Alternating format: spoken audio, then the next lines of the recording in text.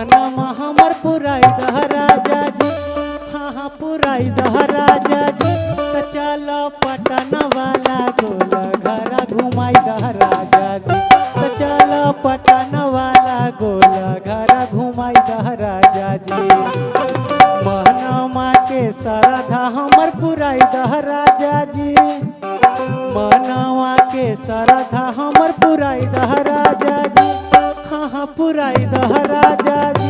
तो चलो पटन वाला गोल घर घुमाई दह राजा जी। तो चलो पटन वाला गोल घर घुमाई दह राजा जी।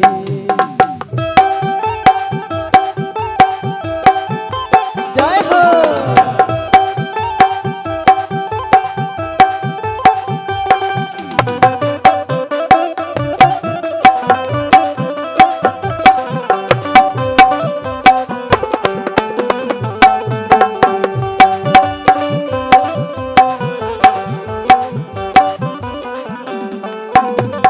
सुन हमर बात पिया मानो मोर कहनमा के। बड़ी मन करो है गोल घर देखे के पटनवा के।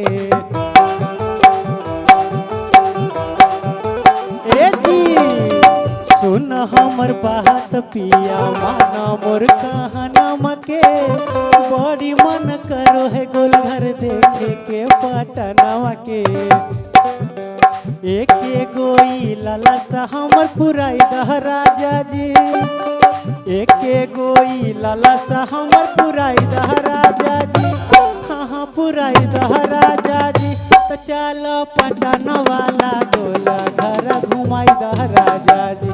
तो चलो पटन वाला गोल घर घुमाई दह राजा जी।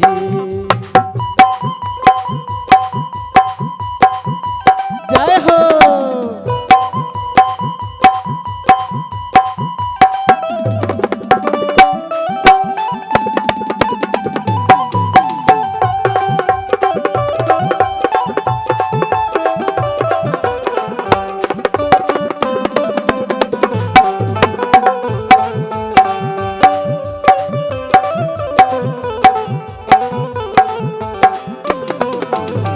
ढेर दिन कैला सैया हमरा से बहानमा।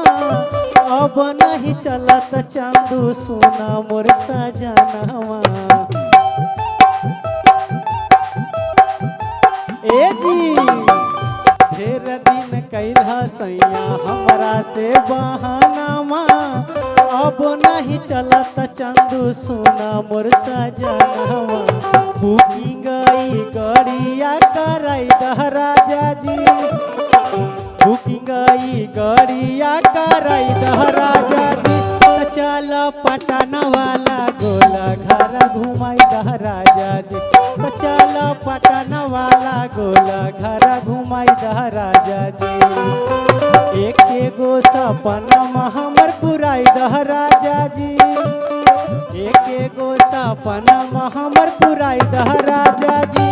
हाँ हाँ पुराई दह राजा जी। तो चलो पटन वाला गोल घर घुमाई दह राजा जी। तो चलो पटन वाला गोल घर घुमाई दह राजा जी। तो चलो पटन